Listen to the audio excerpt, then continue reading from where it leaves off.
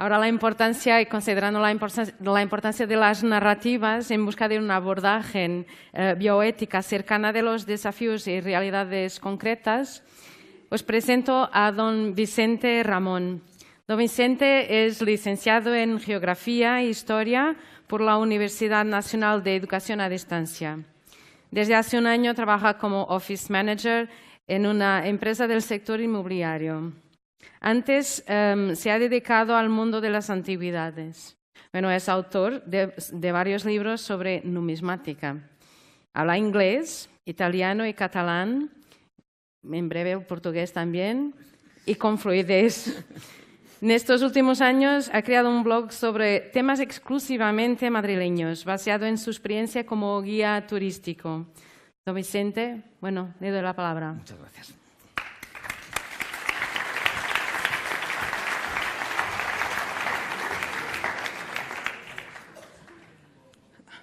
Buenos días a todos. Lo primero que quiero hacer es agradecer a... ¿El micro? ¿Ahí? Vale.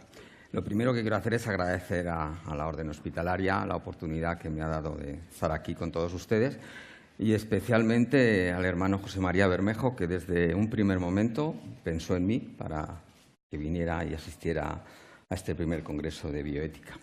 Muchas gracias. Hasta ahora hemos escuchado la teoría,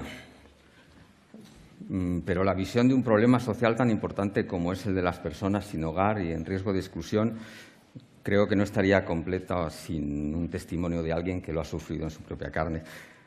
Un testimonio en primera persona que no pretende nada más que poner de manifiesto cómo la vida nos puede llevar a nada que nos descuidemos, a recorrer lo que yo he llamado un largo camino de la angustia a la esperanza. Desde aquel día de mayo de 2012, en que se materializaron en toda su crudeza mis miedos y, por tanto, mis problemas, había podido sentir una debilidad que lenta pero inexorablemente iba en aumento día tras día, apoderándose de mí sin posibilidad ni ganas de evitarlo. Tras varias semanas, viendo cómo mi vida se iba desmoronando a mi alrededor, había llegado a estar demasiado cansado para intentar solucionar ninguno de mis problemas, que no eran pocos. Ni tan siquiera encontraba la fuerza necesaria para pensar en ellos. Me sentía completamente perdido y absolutamente vacío. Y en esos momentos incluso llegué a pensar que todo era una cruel jugada del destino. Era entonces cuando llegaba a sentirme tan mal que todo mi cuerpo me dolía desde los pies a la cabeza. Y parecía decirme, hasta aquí hemos llegado. Paseaba por Madrid como un fantasma, sin levantar los ojos del suelo por vergüenza y miedo a encontrarme con algún conocido. Y las personas con las que me iba cruzando eran unos fantasmas agresivos y desconocidos, cuyas miradas sentía clavarse en mí a cada paso que daba. Estaba asustado, tenía miedo, mucho miedo. Los días pasaban y yo me preguntaba constantemente por qué Dios me había abandonado, y no solo Él, también mis padres y mis abuelos, mis muertecitos, como yo les llamaba y les sigo llamando cariñosamente.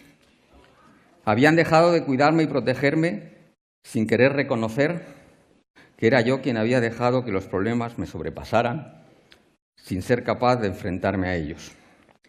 Era más fácil culpar a alguien que reconocer mi parte de culpa en todo lo que estaba ocurriendo.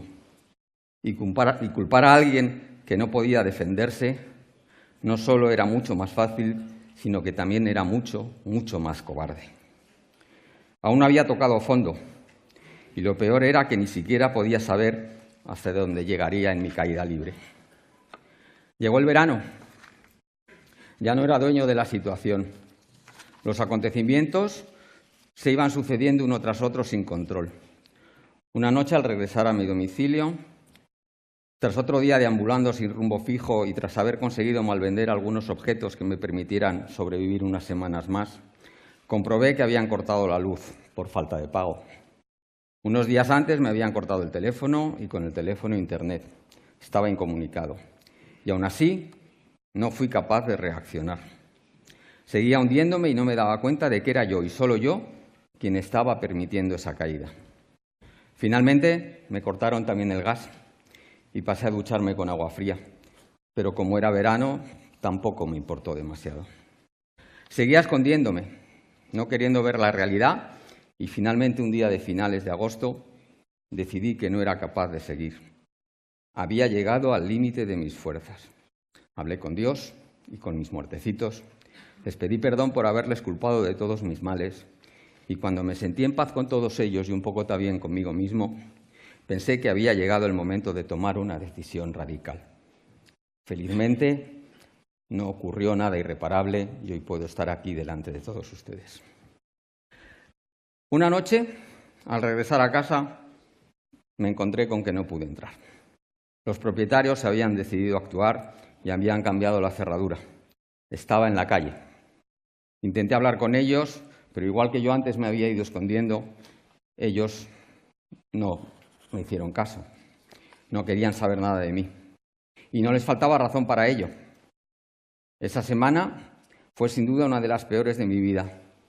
Durmiendo en la calle, aseándome en los baños de tiendas, grandes almacenes y bares, y dejando que pasara la noche para que abriera el metro y poder entrar en calor. Ya no me quedaba dinero, ni tenía posibilidad de conseguirlo, a no ser que me decidiera a robar o a pedir. Y sinceramente no me sentía capaz de ninguna de las dos cosas. Tampoco sabía entonces nada acerca de comedores sociales, albergues y otras posibilidades que me permitieran sobrevivir. Me convertí en un auténtico cadáver social, un auténtico espectro que se dedicaba a vagar por las calles sin saber ni qué hacer ni a dónde ir. Hasta que un buen día, no sé ni cómo ni por qué, comprendí que aún no había llegado mi hora, que todo lo que me estaba ocurriendo tenía un propósito que yo seguía sin comprender, pero que acabaría por hacerlo. Tenía que seguir viviendo y hacer algo para salir adelante. Ahora tocaba luchar con todas las fuerzas que me quedaban para recuperar mi vida, una vida que había llegado a dar por perdida. Había tocado fondo. Pensé que debía pedir ayuda a la familia y a los amigos, una ayuda que hasta el momento no había pedido, un poco por vergüenza y, por qué no reconocerlo, en bastante medida por orgullo. Lo que en principio parecía una buena idea, acabó por convertirse en una pesadilla.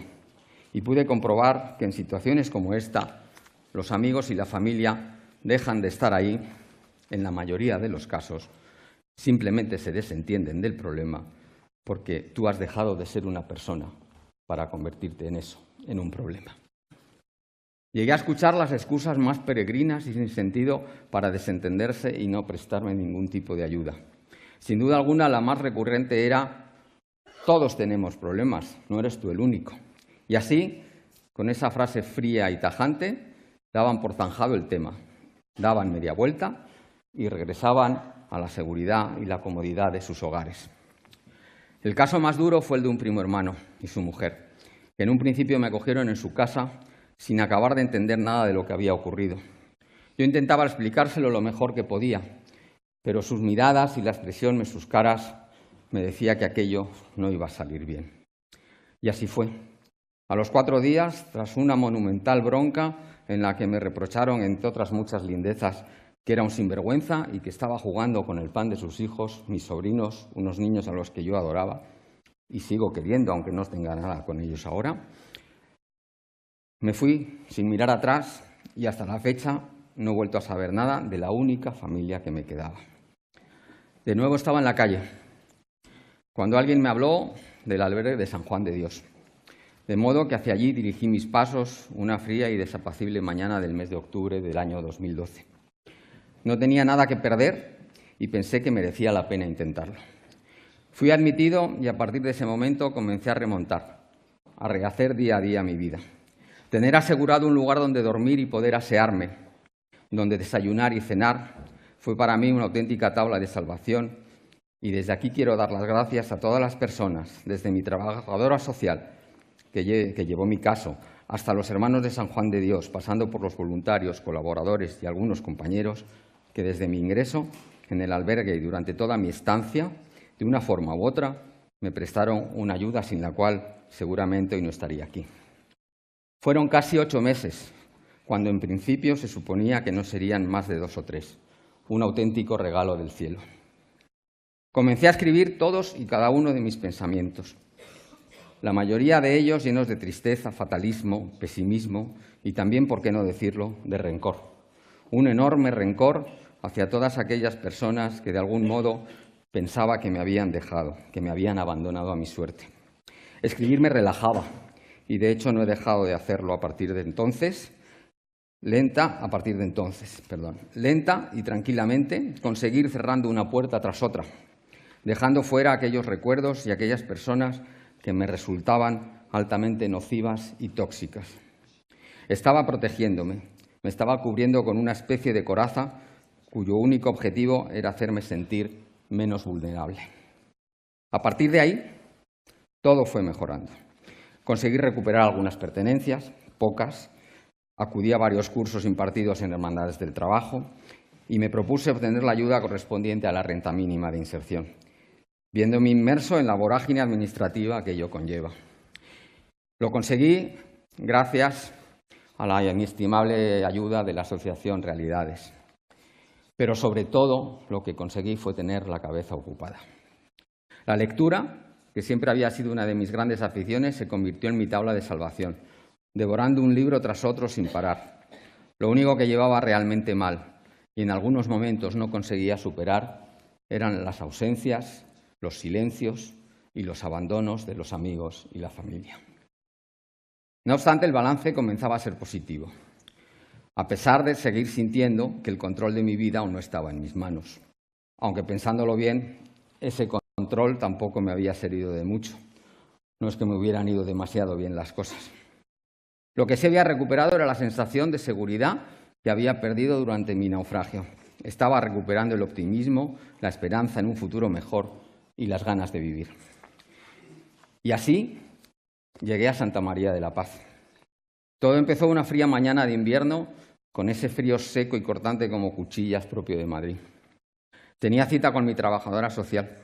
En un principio iba a ser tan solo un control para ver cómo iban mis asuntos. Y mientras charlábamos, surgió la posibilidad de un traslado. Estábamos comenzando a pensar en Santa María de la Paz. Esta opción nos pareció la más adecuada, dado que el tiempo en el albergue se me estaba acabando. Así que decidimos que en cuanto hubiera una plaza libre, me trasladaría al que en tan solo unos meses sería mi nuevo hogar. He de confesar que al principio me costó encontrar un sitio. Todo me resultaba extraño, todo era nuevo, ajeno, complicado, diferente. Me sentía fatal, desanimado, desorientado, sin ganas de ánimos para nada. Pero como no hay mal que 100 años dure, poco a poco me fui adaptando. Fui comenzando a apreciar las bondades del centro, que finalmente no han sido pocas, llegando en poco tiempo a encontrarme razonablemente feliz. Una vez más, los libros, en este caso los de la biblioteca del centro, de la que me hice cargo al poco de llegar, fueron mi refugio junto a la escritura, esta vez en un blog sobre temas madrileños que llevo desde entonces. De esos primeros días, recuerdo especialmente una charla con el hermano Juan Antonio de Diego, que me ayudó mucho más de lo que ninguno de los dos hubiéramos podido imaginar en aquel momento. Le conté lo angustiado, lo triste que me sentía, porque todos los días le pedía a Dios que me ayudara y me enseñara el camino del perdón.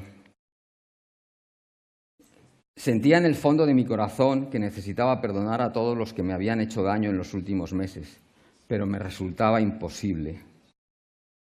Simplemente no podía. Tal vez había olvidado cómo perdonar y eso me estaba impidiendo avanzar. Estaba bloqueado. Rogaba a Dios una y otra vez que me concediera esa gracia, pero parecía no escucharme. El consejo que me dio fue muy sencillo, pero de gran ayuda. Antes de intentar perdonar a los demás, debía mirar en mi interior e intentar no culparme a mí mismo por los errores cometidos en el pasado. De lo contrario, me resultaría muy difícil, por no decir imposible, que pudiera algún día llegar a perdonar a los demás. Y era cierto. No debemos culparnos por los errores cometidos en el pasado, pero sí que es conveniente no olvidarlos o, de lo contrario, volveremos a caer en ellos y entonces sí que seremos culpables. 2014 y 2015 fueron 2 años llenos de luces y sombras, una auténtica montaña rusa. Por un lado, encontré un trabajo en una librería de viejo por la zona de la Latina. que disfruté enormemente hasta que me di cuenta de que realmente era un trabajo envenenado. Y mientras tanto, pude alquilar una habitación en un piso compartido, retomando el control de mi vida. Finalmente, ante los riesgos que implicaba seguir en la librería, decidí que lo mejor era dejarlo. Además, hacía unos meses que no me encontraba bien de salud. No sabía qué ocurría, pero me encontraba muy débil y me cansaba al mínimo esfuerzo. Y así regresé de nuevo a Santa María de la Paz, donde desde que entré por la puerta en un estado realmente lamentable, me había quedado en menos de 50 kilos. Todos, desde los trabajadores del centro hasta los voluntarios, pasando por los compañeros, se portaron conmigo de un modo realmente excepcional. Me cuidaron y me hicieron sentir muy querido por primera vez en mucho tiempo. Pero la enfermedad seguía su curso y yo cada día estaba más débil. Estaba convencido de que me estaba muriendo. Fue la víspera de la Virgen de la Paloma, el 14 de agosto, cuando el hermano Juan Antonio me vio tan mal que decidió que al día siguiente tenía que ir, sí o sí, a urgencias. Recuerdo que esa noche, antes de dormirme o quedarme inconsciente, no consigo tenerlo muy claro, me encomendé a la Virgen con estas palabras: Virgen de la Paloma, que sea como tú quieras. Al día siguiente me ingresaron y allí me quedé durante casi 2 meses, en los que las visitas fueron muy frecuentes, aunque seguía habiendo ausencias. La salud fue mejorando lentamente y, a pesar de que en un principio los médicos no creían que me salvara, fui recuperándome poco a poco hasta que 6 meses más tarde logré lo que me pareció un verdadero milagro. Me había recuperado casi al 100%. Por fin, en julio de 2016, llegó la recompensa a tanto esfuerzo por parte de todos, las personas que me han ido ayudando día tras día, y al mío propio, con una fortaleza que ni yo mismo sabía que tenía. A través de unos amigos conseguí un trabajo estable y razonablemente bien remunerado, que me permitió recuperar el control de mi vida y dejar de depender de los demás para subsistir. Por fin, después de casi 4 larguísimos años, he vuelto a sentirme fuerte y seguro, y he vuelto a sentir lo hermoso que es vivir. He aprendido a perdonar y, sinceramente, creo que este ha sido uno de mis logros más importantes. Y estoy convencido de que todo lo sucedido ha sido un regalo, una segunda oportunidad que se me ha ofrecido con el propósito de ayudarme a reflexionar sobre mi pasado, mi presente y mi futuro, para tomar las decisiones más acertadas acerca del camino a seguir. Pero aun con todos estos avances, soy consciente de que aún debo apaciguar ciertos fantasmas y arrojar lejos de mi vida algunos diablos que aún me acechan, dejando a un lado la necesidad de rememorar una y otra vez los recuerdos de un pasado dulce y espléndido, pero ya tristemente perdido. El pasado es como la leche derramada que ya no se puede recoger de nuevo.